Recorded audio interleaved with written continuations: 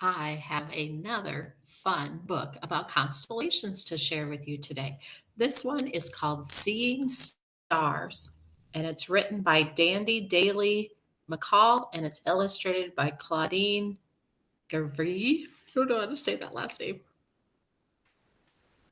Let's see some stars.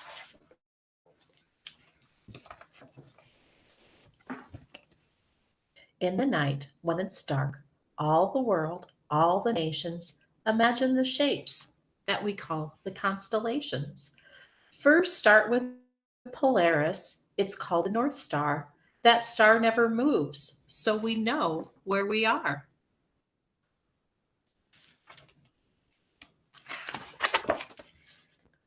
Next, find the Big Dipper in seven stars there. It's part of a shape that we call the Great Bear. I'll bet Little Dipper can scoop up the air and sometimes goes by the name Little Bear. So there's the Big Dipper, and there's the bear. So you have his nose out here and his tail's out here, and then there's the Little Dipper or the Little Bear.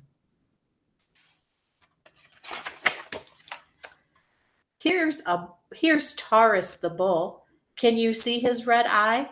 Just look for his face and his horns in the sky. So there's his red eye, there's his horns, and the rest of his body. Is it M? Is it W? Both can be seen. Who's the star of the heavens? Cassiopeia, the queen. And that constellation sometimes looks like a W, or if you turn it upside down, it looks like an M, and that's Cassiopeia. Cygnus the swan is a wonderful sight. To find it, just look for a cross in the night. So there's Cygnus the swan. That one you can kind of see looks like a bird, doesn't it? The square and a triangle, Pegasus, of course. Look, up in the sky. It's a flying winged horse. So there's Pegasus, flying horse. I can kind of see a horse there. Some of them are easier to see, aren't they? There's Draco the Dragon. Just follow his trail. He prowls in the sky with his long, curvy tail. So there's the dragon, Draco the Dragon. A backward question mark forms its head. It's Leo the lion with stars for a bed. So this here is Leo. And they were talking about a backwards question mark. It went the other way. Sometimes to me it looks like a vacuum cleaner, a little dustbuster, or a mouse. That's actually Leo the lion. Sirius the dog star, so bright in the sky, forms part of the big dog, little dogs nearby. So in one of my other stories, we talked about Sirius. It's the brightest star, and there it's part of his chest.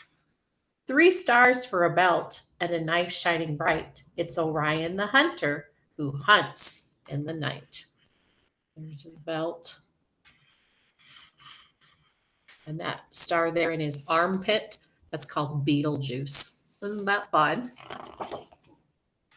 You're never alone when the stars are in view. Just imagine the world that's gazing up at you. So keep looking up. Heaven knows what you'll see. The sky tells a story, and you hold the key. So, if you have a chance and it's a nice night, perhaps you can go out and see if you can find some of those constellations. Happy stargazing!